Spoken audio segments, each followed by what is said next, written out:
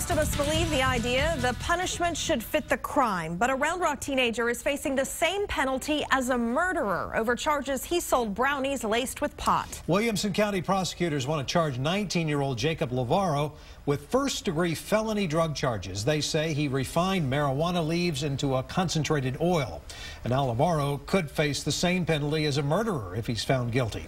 KXAN's Lindsey Bramson sits down today with Lavaro and his father, who talk about what they say is the overwhelming support they are getting from the community. In his first local TV interview since being released from jail, Jacob Lavaro talks about his fears for the future. From the spokes up, I want to design bikes, and if it comes out to me getting a felony, the chances of me being able to succeed on that goal is going to be very slim. Jacob spent nearly a month in jail accused of making and selling pot brownies. According to court documents, Jacob admitted to police he buys the marijuana, then bakes and sells the brownies for $25 a piece. Jacob wouldn't comment on it during our interview, but his dad did. Do you believe your son is guilty? No, I don't believe my son is guilty to the point of that they're saying. I don't. Many are supporting Jacob and believe even if he is guilty, the punishment should not be this severe. A Facebook page was created along with a fund where more than $4,000 has been donated to help with the expenses, including the $3,000 it cost to bail Jacob out of jail. Is it tough to think about your future right now, what it could be because of this? I can't see past this right now. I'm afraid. I'm frightened for this kid. I'm frightened for our whole family.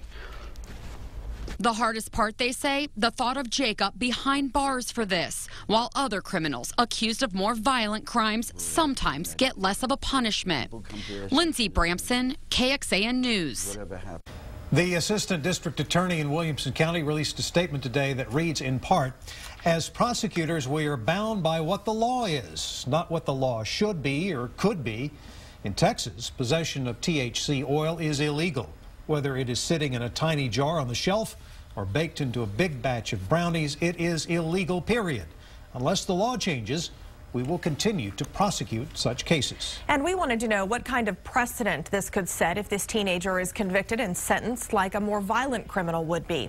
Former prosecutor Mindy Montford tells us typically punishment is doled out based on the severity of the crime. I do not think the same can be said of this charge, because no matter what he gets, I don't think it's going to have a deterrent effect on those possessing marijuana or using marijuana. I think they're going to continue to do so. And this case comes at a time when many people in Texas are becoming more tolerant about marijuana use. A poll earlier this year from the University of Texas and the Texas Tribune found 49% of Texans supported making it legal to possess small amounts of marijuana.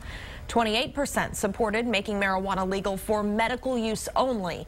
The poll did find only 23% of Texans say marijuana should not be legal under any circumstance.